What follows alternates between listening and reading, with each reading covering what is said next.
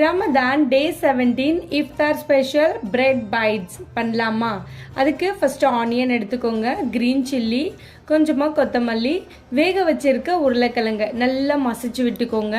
இப்போ தேவைக்கேற்ற உப்பு, சீரகத்தூள், மஞ்சள் தூள், மிளகாய் தூள், இஞ்சி பூண்டு பேஸ்ட்டு இதெல்லாமே ஆட் பண்ணிவிட்டு நல்லா பிசைஞ்சு விட்டுட்டு கொஞ்சம் திக்காக இருந்துச்சுன்னா லைட்டாக தண்ணியை தெளித்து மட்டும் ஆட் பண்ணிக்கோங்க.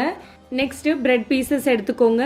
ஓரெல்லாம் கட் பண்ணிவிட்டு நம்ம எடுத்து வச்சுருக்க மசாலாவை உள்ளே ஸ்டஃப் பண்ணிவிடுங்க. மேலே இன்னொரு பிரெட் வச்சுட்டு 4 பீசஸாக நம்ம கட் பண்ணி எடுத்துக்கலாம். அப்போ தான் பைட் வந்து சூப்பராக இருக்கும். எல்லா ப்ரெட்டையும் இந்த மாதிரி கட் பண்ணி எடுத்து வச்சுக்கோங்க.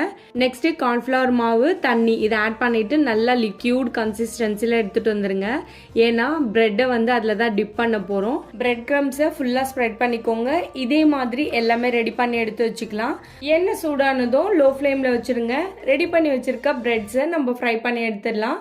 2 பக்கமும் ப்ரௌன் கலரில் மாறினதும் வெளியே எடுத்துருங்க. மீதி இருக்க பிரெட்டையும் இதே மாதிரி ஃப்ரை பண்ணி எடுத்துக்கலாம். அவ்வளவுதான், நம்மளோட இஃப்தாருக்கு பிரெட் பைட்ஸ் ரெடி ஆயிடுச்சு. பாய்.